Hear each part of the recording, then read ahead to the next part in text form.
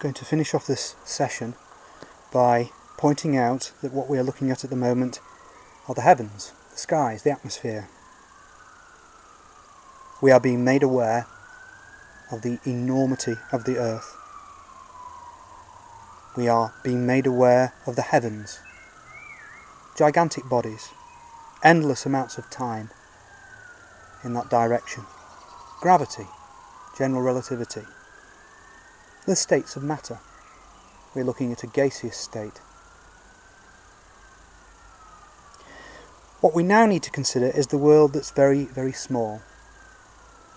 On this little bit of a lecture, the small world is going to be demonstrated through carbon entromorphology and the logic of E-case, which is a laser-based logic called entromorphic carbon amplification by solar stimulated emission. You are looking at the solar part of this.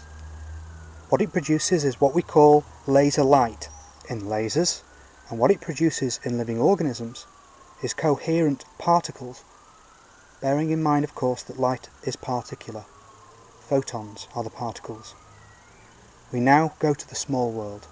I'm going to show you a beautiful example of a P-type orbital system that has undergone conserved nuclear and field amplification through the logic of carbon entromorphology and the enormous power of human thermodynamics.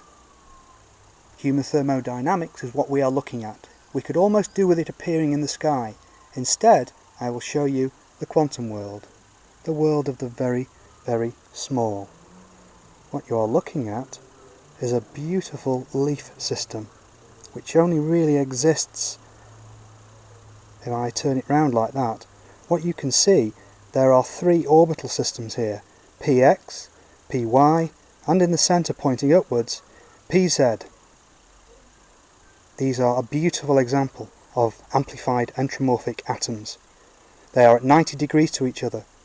The cells that comprise the leaf, the leaves that you're looking at on the stem, themselves are also composed of carbon logic, and this is carbon logic.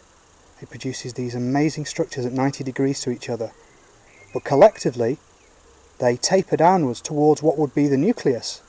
The nucleus in the plant world is the seed that it grew from, and the DNA, the nucleus on the microbiological level. Plants end it there, and so must this one. So, this is some evidence of quantum mechanics and its amplified states, which enable us to understand all of the diversity and complexity of the universe. I'll pull it away and we'll finally end up with an image of the massive world again. Small world, that direction. Massive world. Small world, that direction. Massive world.